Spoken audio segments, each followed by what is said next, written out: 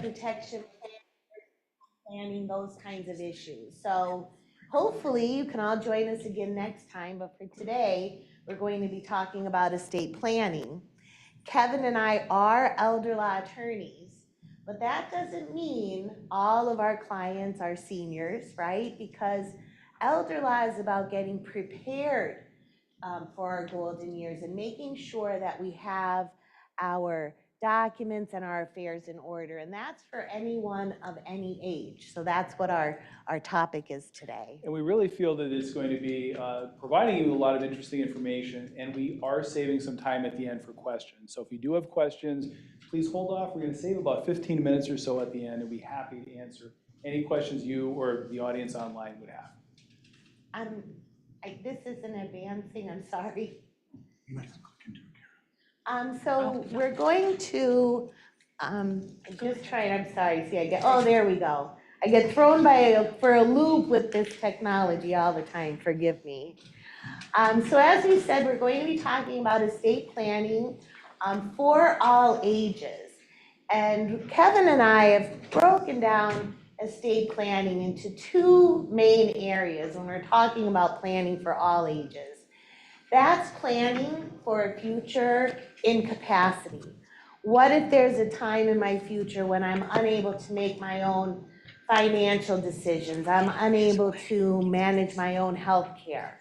So planning in advance for a future incapacity, and also planning for death, making sure that as I leave, I'm not leaving a problem for my family. I have things in order, and that the things that I've worked so hard for my entire life are going to pass pursuant to my wishes. We're going to start by talking about planning for future incapacity. And the best way to do that is through two documents, a healthcare power of attorney and a financial power of attorney, because we're really talking about healthcare decision-making and financial decision-making. So let's start with healthcare decision-making. An advanced healthcare directive is a general term that's used to describe any kind of writing or even any kind of verbal direction on the kinds of healthcare that we would want to have. We think of advanced healthcare directives as living wills and healthcare powers of attorney. There's a big difference between a living will and a healthcare power of attorney. So often in our office, clients will come to us and we review documents for them, and they'll bring a living will, mistaking that for a healthcare power of attorney. A living will is an end-of-life document. It only becomes operative at the end of life, once the primary care physician has determined that the person is in a permanent state of unconsciousness, or that they are at the end stages of a terminal condition and there's no hope for recovery. So if I have a living will and I'm not at the end of life, there's no authority there. It only speaks to end-of-life matters. The healthcare power of attorney, on the other hand, allows me to name an agent to be able to make medical and personal care decisions on my behalf if I become incapacitated. So if I'm diagnosed by my physician to be cognitively unable to make my own medical and personal care decisions, that's when my healthcare power of attorney becomes operative. My agent will then have the authority to make decisions on my behalf. And that's everyday routine medical decisions as far as, do I go see this doctor or that doctor? Do I take a certain medication? Am I going to move to assisted living or nursing home? Right down to the very nitty-gritty and including end-of-life decisions. When I am executing a healthcare power of attorney, I want to give particular thought to who I am going to name as my agent. That's the person who's going to have the power to make decisions on my behalf. I want that person to make decisions for me that I would make for myself if I were able to. Again, so many times we'll sit down with our clients and maybe they have 2 or 3 children, they always want to appoint the oldest first, right? Just to be fair. But maybe the oldest is not comfortable with end-of-life decision-making.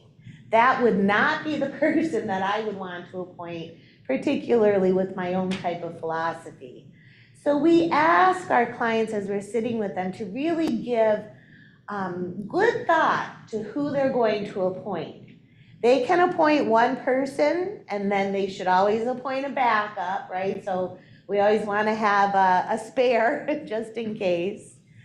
Also, you can appoint 2 people or more than 2 people, although we want to be careful because logistically, once you get a lot of hands in the pot, it could become a nightmare. But there are many considerations that go into who we're going to appoint. Kevin and I also advise our clients, it is great to sit down, have this discussion about what you want. We're going to write up this healthcare power of attorney to reflect what your wishes are. But it's so important to have the conversation with not only your agent, but your other close family members. Again, if you have 3 children and you're appointing 1 child, talk to all of them, particularly about end-of-life care. This is an issue that we have seen break up families. But if I talk to my children or my agent, and I let them know that this is what I want, and then I have it written down for them, a directive of what I want, instead of them being called upon to pull the plug, so to speak, they become my advocate. They're fighting for me to uphold my wishes. So in conjunction with the document, that conversation is very, very important as well. We also encounter family members that will come in. Maybe their loved one was admitted to a nursing home. So the children come in on their behalf. You know, dad never put any documents in place. And now he's in the nursing home and they're saying, you know, that he has dementia, so no way he could do documents.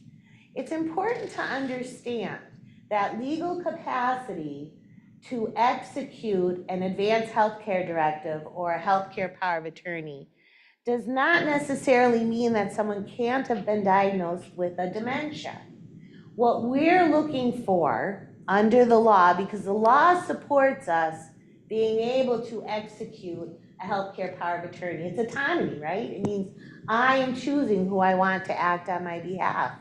So we're really just looking for the person to be able to understand that by signing the document, they're giving someone else the ability to talk to their doctor, talk to their nurses, make those kinds of medical decisions on their behalf.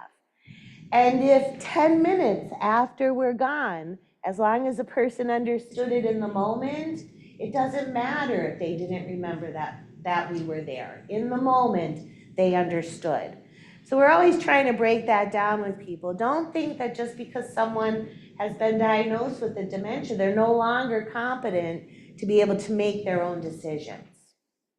For a healthcare power of attorney to be valid in Pennsylvania, it simply needs to be signed and witnessed. It doesn't require a notary, although we always do notarize ours just in case a third party is concerned about that. And as I was talking about earlier, it's important to include some kind of end-of-life directive in that healthcare power of attorney. You're probably all used to, or you've seen living wills. They're typically that check the box format. I do not want CPR. I do not want blood and blood products, and a whole laundry list of things. We prefer to take the approach where the client is putting forward what their philosophy is. In my case, for instance, I don't want life-sustaining treatments if there's no hope for recovery. But I'm not checking boxes. I'm giving my agent the authority to make that decision for me if I cannot make it for myself. Because right now, as I stand here today, I'm not at the end of life. So how am I going to make decisions so specifically about what might come about in the future? So we leave it as a philosophy, a directive for the agent to follow, but ultimately giving the agent that authority. So what are our alternatives if we don't do a healthcare power of attorney? Of course, We recommend that to all of our clients. I'm not saying don't have that. But in Pennsylvania, we do have a law called the Healthcare Representative Law. And we're lucky to have that because it's an alternative to guardianship, which I'll talk about in a moment. The Healthcare Representative Law gives us a list of individuals in priority of decision-making if someone is incapacitated, cannot make their own medical and personal care decisions, and they don't have a healthcare power of attorney in place, and they don't have a guardianship in place. So it allows us to look at family members. Now, we're very fortunate to have it. Of course, it's not flawless. For instance, the spouse would be the first person in priority, right? I should be able to make decisions in my case for my husband and vice versa. But if we don't have children in common, let's say my husband Mark has children that they're my stepchildren, we have equal authority at that point. Not all step families get along too well, and we've seen that kind of fall apart with that kind of family dynamic.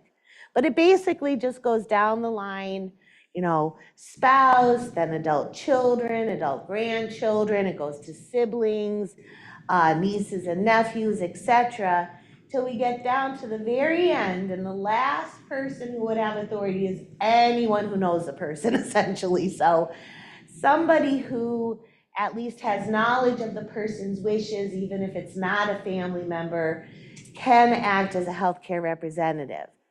Now, medical providers can require a signed writing that puts forth why that person has authority under the healthcare representative law. But essentially, it's there to be able to avoid guardianship, which is the other alternative. So if I don't have a healthcare power of attorney, I don't maybe have someone to step up as healthcare representative, or I have family members fighting in equal order of priority, that means going to court, having me declared incompetent, which then means I lose all my rights that we enjoy as adult people. And then the court decides who the best guardian would be. That's something we want to avoid at all costs. All right, so that takes us to the next lifetime estate planning document. Brenda was speaking with you thus far about healthcare issues, the healthcare power of attorney, and the living will. What I'd like to discuss with you now is an equally important document called the financial power of attorney. This is a legal document that you would sign where you appoint someone else to be able to handle your financial matters for you at some point in the future, or even perhaps right now. This power of attorney can be drafted in such a way where it's very broad in scope. So you can literally give another individual the authority to do anything you yourself can do regarding your finances. So think about all the things we can do. Not only paying bills, but buying and selling our house, transferring assets, deciding where our money is to be managed, helping us apply for government benefits to pay for our long-term care. There are so many things that a power of attorney can do, and that's why it's so important to really put a lot of time into thinking about who you want to appoint as your agent. Now, those of us who are married, we usually appoint our spouse as our primary power of attorney. But much like Brenda said, for the healthcare side, it's always important to have a successor named inside the document. Because if, let's say, I only appoint my wife as my power of attorney, and then she passes away and I subsequently become incapacitated, no one has the authority automatically to handle my financial affairs, my individually owned assets. So we should consider appointing a successor agent, or perhaps a series of successor agents. So maybe, child A is the first successor, child B is the second successor. And you can even appoint people to serve concurrently. So sometimes people are a little concerned about making sure that their assets are going to be managed appropriately. They're a little bit worried about what people are going to do. And in those cases, sometimes they'll name multiple people to work together. So if I name both of my children as joint agents, every decision would require the participation of both. Sometimes that works out really well, and sometimes not. Especially if you have a child who may be local and then another one across the country, logistically it might not make sense. So you can choose to appoint two people to serve independently of each other. So it could be my son and or my daughter as equal agents, and both are equally empowered to make decisions on my behalf. So there's a whole host of different options that people have at their disposal when creating these documents. That's something that Brenda and I do. There's no one size fits all. Everyone's situation is different. So we try to guide people into creating the documents that are going to best suit their particular situation. One thing that's important to note about a financial power of attorney is when does it become effective? There is this idea, and I would call it a misconception in the community, that when you sign a power of attorney, that it only becomes effective when you're incapacitated. And that's not really true. A financial power of attorney, most of them, the way they're drafted, become effective as soon as you sign it. So you're not signing away your own rights, but you're giving this other person equal authority right now to help manage your affairs. And you don't have to be declared incapacitated for them to have that authority. Now, some people don't like that. And so there is a way to prepare a power of attorney, a financial power of attorney, that's not effective as soon as you sign it. We call that a springing power of attorney that only becomes effective after some event occurs, which springs it to life. And typically that event would be a certification by your physician that you're no longer capable of managing your financial affairs. So some people do that, usually not when you're appointing your spouse. It's usually not the case. It's usually immediately effective. So the choice of an agent is very important when drafting a power, when signing a power of attorney. Also, we have to look at the scope of that authority that you're giving to the person. As I mentioned earlier, it's generally very broad, but it also can be restricted in certain ways. So you might say, well, I'm giving my agent the power to pay my bills, but I don't want to give my agent the power to give away my assets or to sell my house or to do certain other things. Now, generally, we prefer what we call a durable, broadly based power of attorney where you're giving your agent authority to do pretty much everything. And our position is normally, if you're appointing someone as your power of attorney, you probably have a great deal of trust in that person. You're hoping that they're going to do the right thing. But in terms of the powers that you're giving to that agent or your series of agents that you're appointing in the document, we have to specifically address certain grants of authority. You have to decide whether you want to give that to your agent or not. We call these estate changing powers, powers to make changes to your estate plan. And you might say, well, geez, why do I want to give my power of attorney, my agent, the ability to change something, a plan that I put in motion already? Well, the reason is circumstances change, life changes. And sometimes, unexpectedly, a person ends up needing long-term care. And now we need to make some changes to their estate plan in order to protect some of their assets. So one of those very special powers that should be in the power of attorney is whether or not you want to give your agent gifting authority, the power to take something that you own and give it away to somebody else. And again, that may initially sound scary, but think of a situation where you enter a nursing home, you have assets with your spouse, you want to protect your spouse, you want to make sure that he or she has the ability to stay in the home and keep as much of the resources as possible. So you'll want to give your spouse the power to take your name off of things, move things into the name of your spouse or to someone else. So gifting is really important. Another one of those important powers is whether or not you give your agent the ability to change a beneficiary designation on an account that you've established. So maybe you have a 401k or an IRA, 403b, life insurance policies, annuities, where you've designated beneficiaries.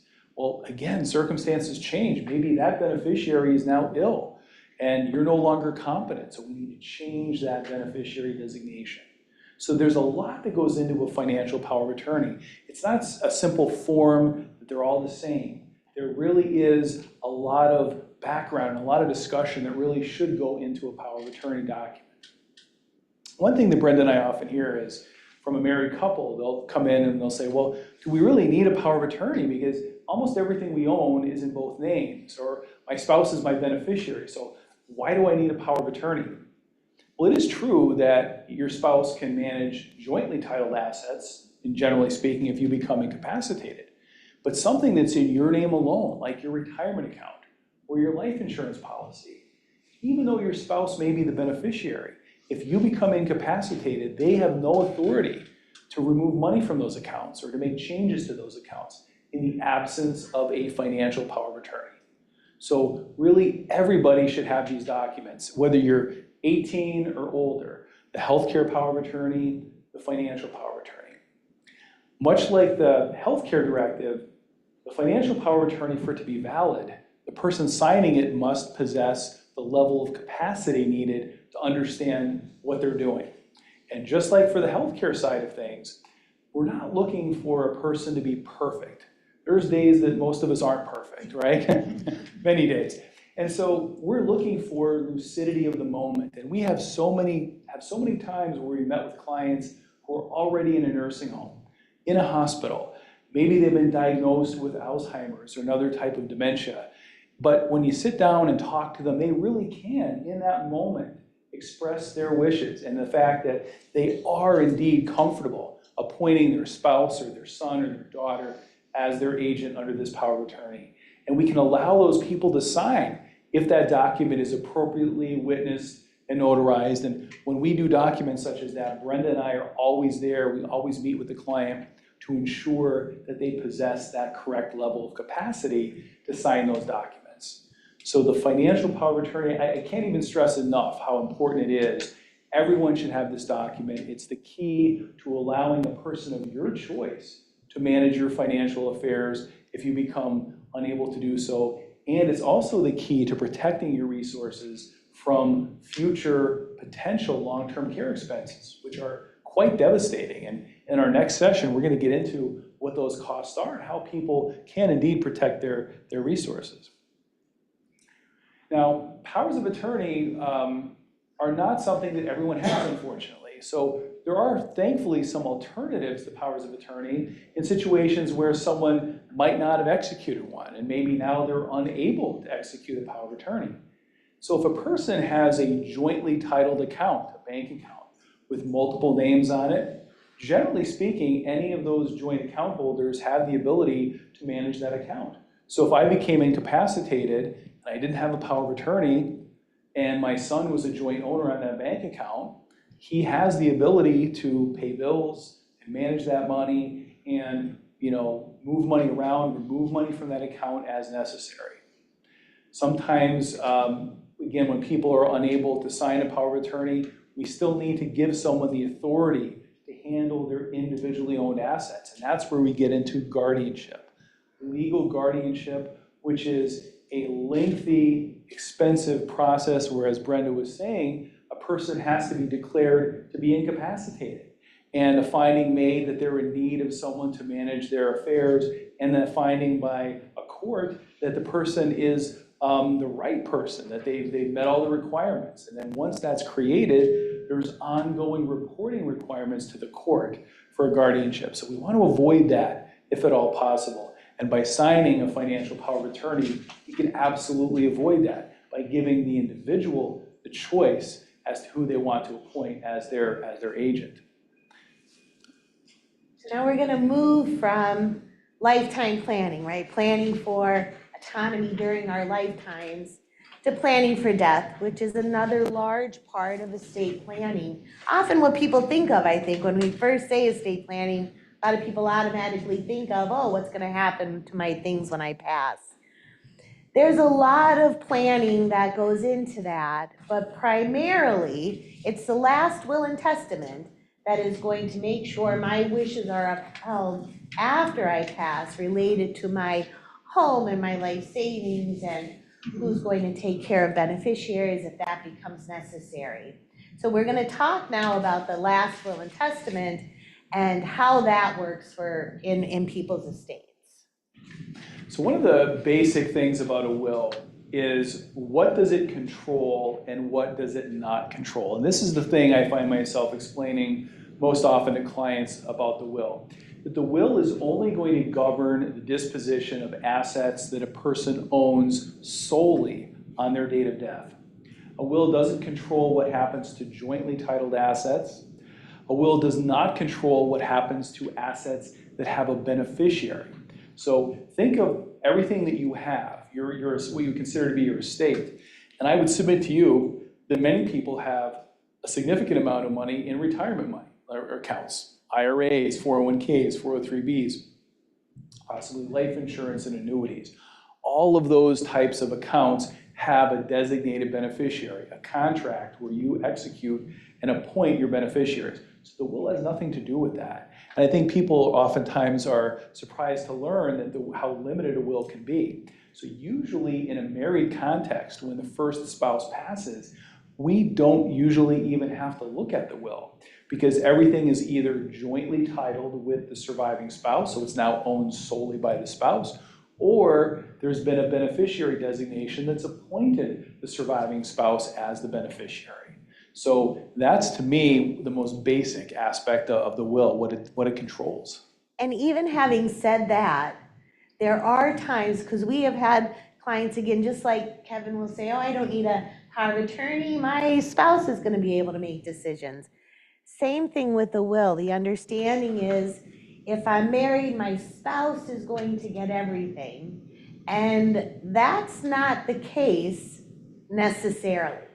So if I pass without a will, Pennsylvania is going to decide how my estate is going to pass, who is going to benefit from the monies that are in my individual name. That's called the law of intestacy. And it's, again, an order of priority, right? So my spouse is going to have priority. But unlike what most of us think and what probably makes sense, it's not my spouse alone. So I told you again, I'm married, my husband's name is Mark. If I were to pass away without a will, of my individually owned assets, because we have children in common, Mark would be entitled to the first $30,000 of my estate, and then half of the rest, with my children being entitled to the other half. And if you can't imagine that creating problems, first of all, my kids are teens, I don't want them to have any money yet, but also even as we get older, right? And our thought typically is we want our spouse to benefit 100%. And then ultimately our children after the death of the survivor of us. That's not what Pennsylvania law says. And actually I had a client who ran into this. She and her husband did not have wills because he had always said to her, we don't need them, you're gonna get everything. He was very sick with mesothelioma and as that asbestos poisoning, and it was actually part of a class action case. Ultimately, the goal was to keep him home. So they went through their entire life savings, caring for him at home. They ended up with debt from a mortgage and then a second mortgage and credit cards. It was just crazy, but the goal was to keep him home for his life. She was able to do that. He passed away. Well, after he passed away, that's when the money started coming in from his class action suit. The intent was that she would be able to use those monies to pay off her debt and to replenish her savings so that she had a nest egg as she aged. Well, she came to us for the estate administration, surprised to learn that she had to administer an estate because those monies from that class action suit belonged to her husband. They did not belong to her. So she had an open an estate, and we had to look to the Pennsylvania intestacy law. So she did get the first $30,000 of those monies. She got half of what came in thereafter. Her adult children got the other half. And when all was said and done, they decided they did not want to give that back to her. All 5 of them did not want to give back those monies to her. She ended up being able to pay off her debt, but she never replenished her savings. So she lived Social Security check to Social Security check thereafter. And it was a pretty sad situation that if they had had a will, she would have gotten 100% of those proceeds. So that's just one example, but a will does so much more because the will also allows you to choose who's in charge when you pass away, the executor of your estate. It also enables you to choose how the inheritance taxes are going to be paid. Pennsylvania does levy an inheritance tax on assets that pass to anyone other than your spouse. And that rate of taxation depends on the relationship of the person inheriting to the person who passed away. And most people would rather their estate pay that tax. They don't want their beneficiaries to be billed. They want it to all be taken care of. And you can arrange for your will, for your estate to pay that. I mean, there's so many other things too. So, what if you have minor children and you and their other parent both pass away? The will enables you to determine who has legal custody of your children, and then who would manage the money. So inside your will, you can establish a testamentary trust to manage money for minor beneficiaries, for incapacitated beneficiaries, for a beneficiary who is disabled, and that would enable them to retain their public benefits. There are so many wonderful things that can be done by using a last will and testament. So really, everyone, regardless of whether you have assets or not, we can't predict what the future is going to hold. So everyone, if you're over 18, should have a last will and testament in place. And it's not something that you have to look at every year, every 6 months. We say like every 5 years or so, pull it out of the drawer, take a look at it, and make sure it still accomplishes what you want it to do. And if not, get it updated. So the will alternatives are just what Kevin was speaking about before. If you own something jointly with another person, that is not going to pass under your will. So ownership is a will alternative, the way you have set up, owning your real estate or owning a bank account or an investment. Beneficiary designations are also will alternatives, just as Kevin said. So if I'm naming a beneficiary on my life insurance policy, it's not going to pass under my will. It's going to go directly to the beneficiary. Same with IRA monies, 401k, any kind of qualified retirement plan money. And this is what you want. You don't want to name your estate as the beneficiary of qualified retirement monies because you lose the stretch that individual beneficiaries would have, meaning that you pay a lot more in taxes or your beneficiaries do up front, therefore limiting what they're getting. Trusts are also another alternative or sometimes used in conjunction with a will. All of this is just to say that everybody is so different. Everyone's family situation, their resources, their goals, what they want to accomplish. That, as Kevin said earlier, there's no cookie cutter planning.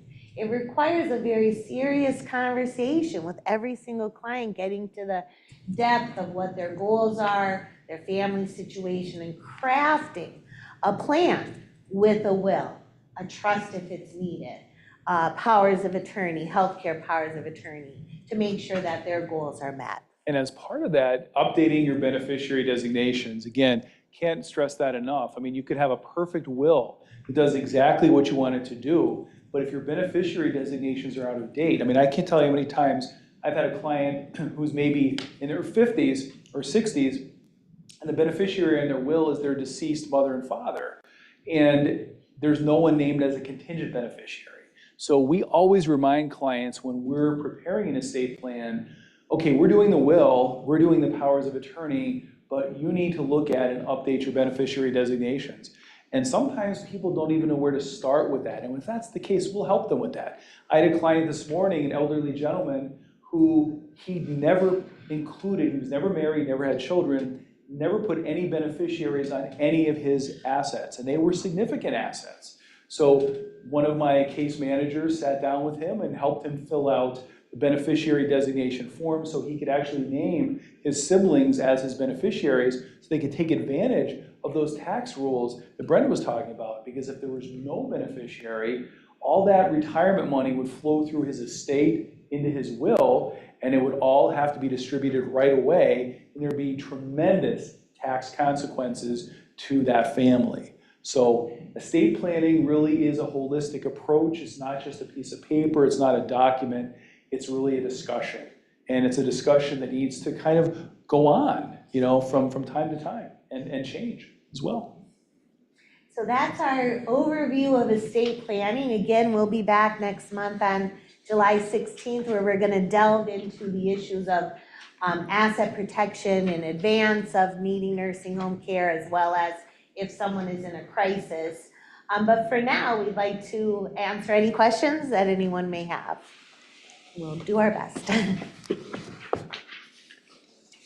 Here's that. I'm talking about wills for like a newly married couple who, do they have minor children? Do they need one if everything is co-joined? What a Co-owned. great question, because we hear that all the time, particularly for younger people just starting out. They don't feel like they have anything. They have a home, but it has a mortgage. Their savings isn't built up yet. Absolutely yes is the answer to the question, and particularly because what if something does happen to them and their children are still minors? They want to decide who they want to raise and provide for their children. They want to determine whatever monies are going to their children are going to be protected. Just what Kevin said, anywhere from adulthood, which is 18 in Pennsylvania, right through to end of life, we should have a will. Great question, though, thank you. You mentioned a will. So we have people that are watching out in Zoom land, and so that's why we're asking. So I didn't see this before. So First I've ever saw that. you mentioned that in a will, like let's say you die with a minor child, like you can have a trust. That, no, you said something about creating a trust through that. Does it create on the time of your death, or like a document set up for that? Or do you have to create and deal with all that before that happens? That's another fantastic question. So the way it works is the trust itself, all the terms of the trust are contained inside your will. And the trust doesn't really exist until you and your spouse or the child's other parent have passed away. And then that's when it's established through the administration of your estate. So you get to choose all the terms, such as, how often do they get distributions? Who's the trustee? What type of expenses do you want the trustee to make? And typically what it's going to be is discretionary distributions of principal for things like education and health care and support until the child reaches a certain age. And then at some point you say, well, they're 25 or 27, they're old enough now to manage it on their own. So let's end the trust at that age and have it paid out to that child so they can manage it the way that they would like. But that's how it works. It doesn't really exist until after you pass away. Gotcha. And then through the administration of your estate, the trust is established and then funded. So the money comes from your estate, pours into that trust for your children, and then is managed by a person of your choosing. Whether that be, a sibling, a friend, or a corporate fiduciary, like a bank, can be retained to do that as well. Excellent, thank you. Sure. We have a question over there. We'll get you next, if you next.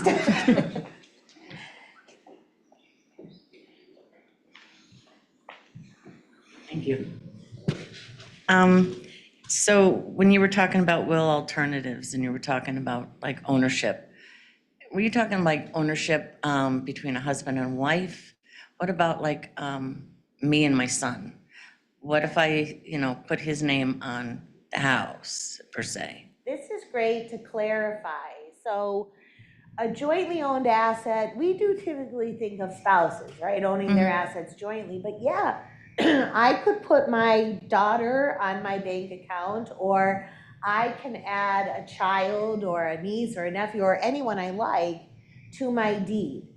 But we have to look at how it's going to be owned. There's different ways of legal ownership, even with joint owners, whether it's, you have you both own the whole thing, or you actually have a divisible interest. We also have to look at consequences of transferring ownership of a house or even adding a joint owner. But you are correct, and once it's all evaluated, you can add your son to your deed if that makes the best sense for you, and then that would avoid, it wouldn't pass under the will then. Okay, and so then if something happened to me, he would just, it's his. That's right, correct. Okay. Yep. You have to pay taxes. Yeah, would you have to pay taxes on it if it wasn't 50/50, like you were saying, there's different ways. Like it could be, you know, half and half ownership or whatever, but what if it was just his name and my name on the deed for the house? And again, it's gonna depend, the tax consequence depends on each scenario. It's going to be taxed at half the value at the very least for Pennsylvania inheritance tax purposes. By the way, when children inherit, it's a 4.5% tax, so it's not a killer. If you own it, like some people do a life estate interest, and it's 100% taxable. But what you're saying is excellent to illustrate that. That's why we require the sit down. That's why we need the hour at least appointment to sit down with potential clients to really go through their issues, what they want to do, find the best tax consequence, find the best way to meet what they're trying to do. Everybody is so specific. So generally, there may be a tax consequence, but what your specific recommendation would be, we don't know. This gentleman here. Question.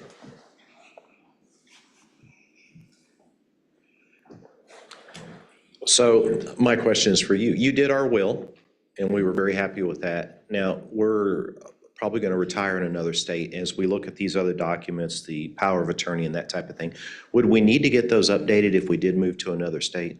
Another great question. So the short answer is yes, we do recommend that. But if you move to another state and just kind of didn't get around to it for a while, those documents are portable. They can be used in other states. But every state might have their own little idiosyncrasies, things that need to be included. Some states have inheritance tax, some don't. So there are clauses in your will might not really be necessarily appropriate for that particular state. But if you don't remember to update it, you're going to be okay. But it would be absolutely in your best interest to have your estate planning documents drafted by a lawyer in the state of your domicile. And to make sure that, you know, it is going to pass muster there for whatever you need it to do. Okay, Yeah. thank you. Sure.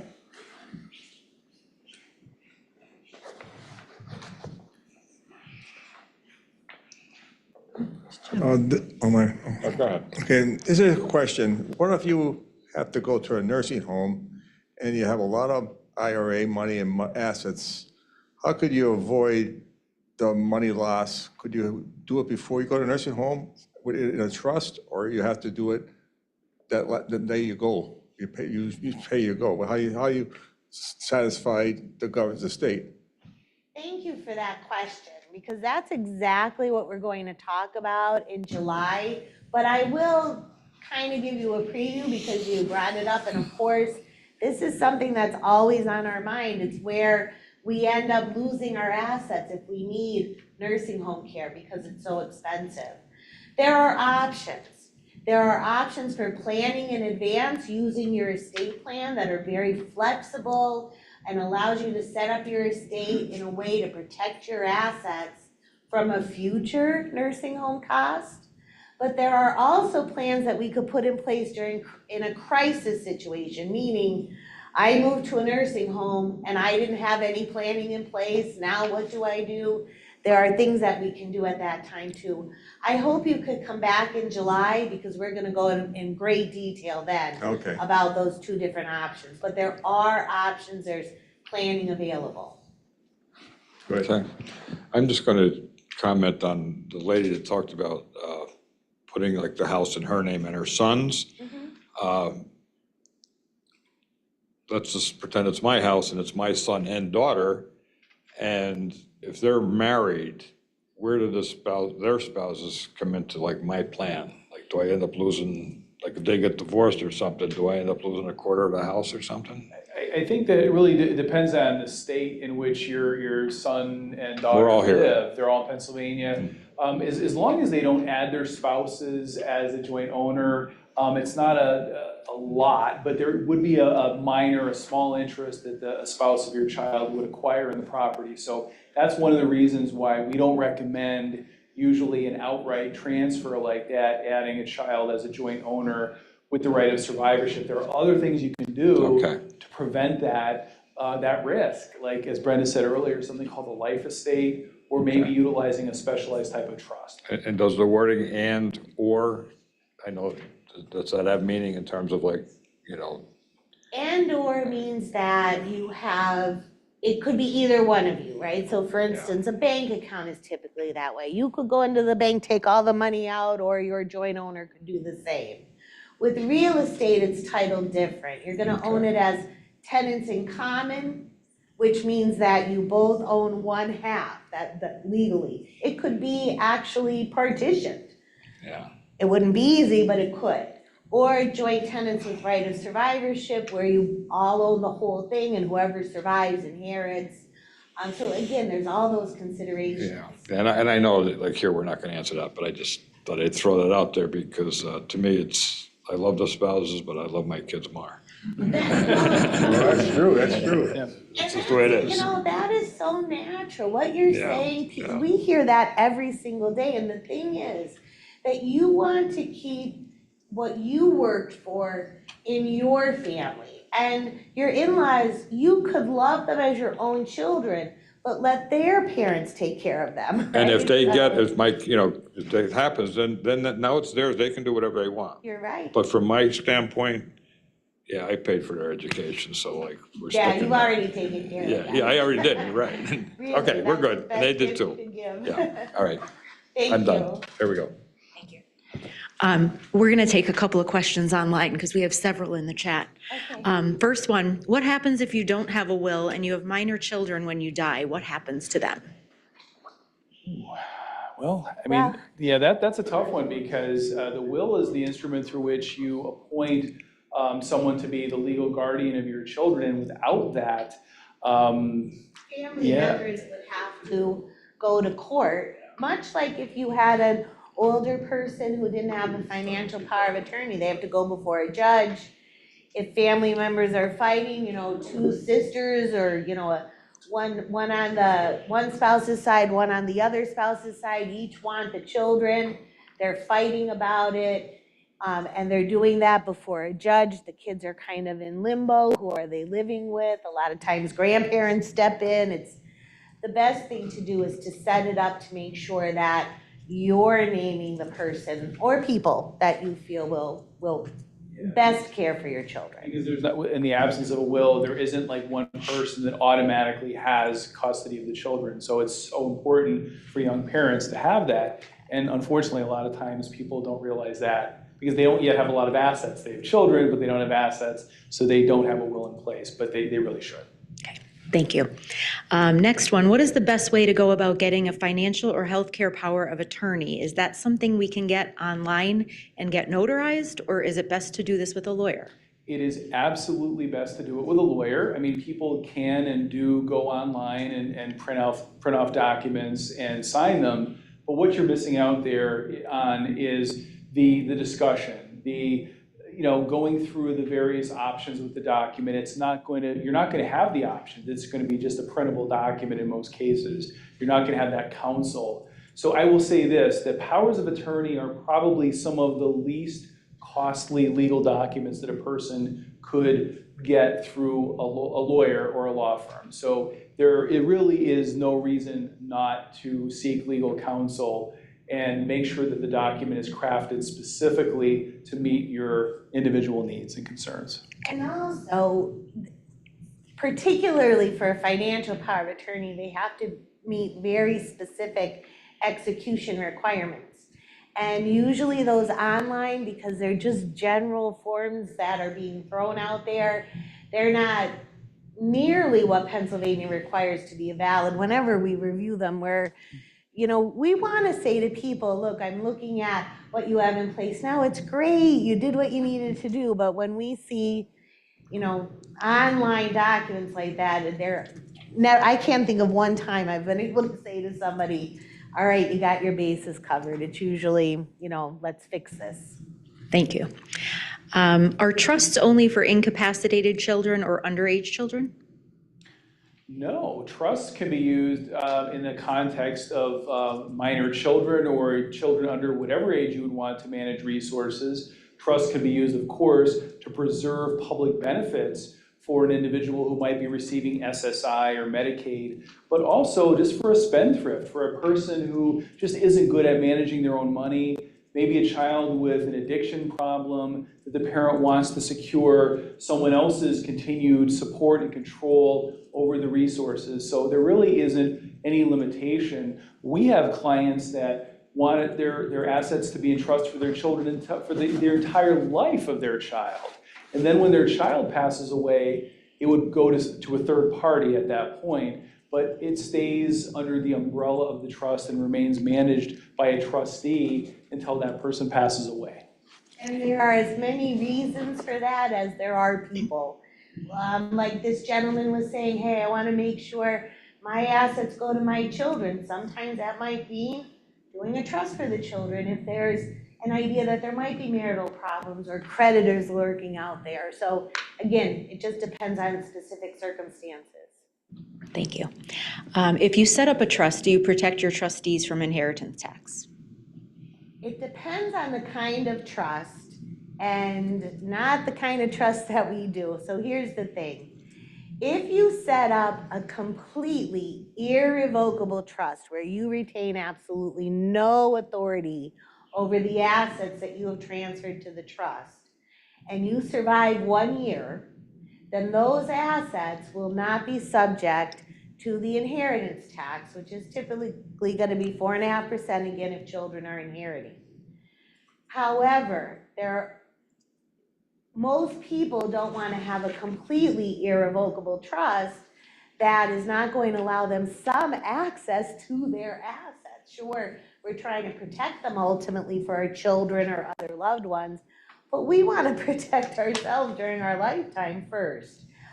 So those kinds of trusts, if it's a revocable trust or an irrevocable trust where I've retained some powers, those assets are still going to be subject to the inheritance tax.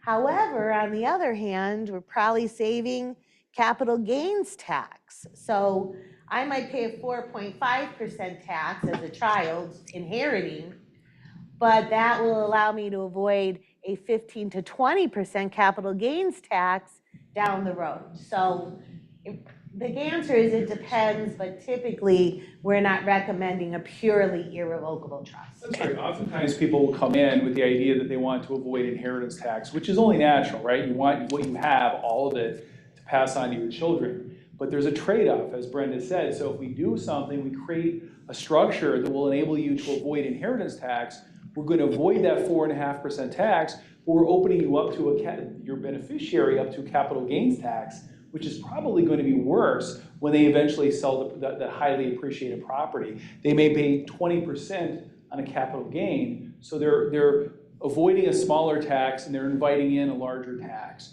So it's kind of one or the other. And those are precisely the kind of things we help clients decide what would be the best option for them. Thank you. And can any law firm do these power of attorney forms? I mean, any lawyer is going to, I don't want to say be qualified, they're going to be allowed to do a power of attorney to practice law. Whether they're dedicated to estate planning and therefore will do what we need them to do so that down the road it's working the way we need it to, that would be another. It's best to see you guys. Yeah.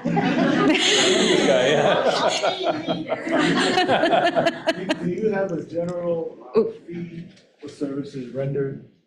So what we do in our firm, as far as fees, what we do, and I can't speak to other law firms, we don't bill hourly for our time. The initial meeting with us is always free. So somebody comes in, a single person or a married couple, we sit down, we review all your options. You're usually with us for an hour and a half, sometimes 2 hours. And at the end of that meeting, based on our discussion and everything we know about you, we would then make a recommendation to you, and we'll be in a position where we can tell you exactly what our fee would be to move forward. That's how we like to be. We give you all the information so you can make a truly informed decision about whether you wish to move forward. But the thing is, because the initial consultation, there's no charge, essentially we're inviting you to come in and learn, and then you decide what you want to do. And I think Tate, Brought some other information if people are interested at that one blue table over there. I forgot to say that at the, she told me what I need to say and I forgot that.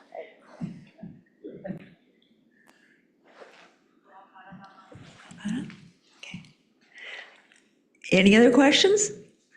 Okay, thank you for joining us. Please join us for part 2 in July, as Brenda and Kevin shared with you earlier.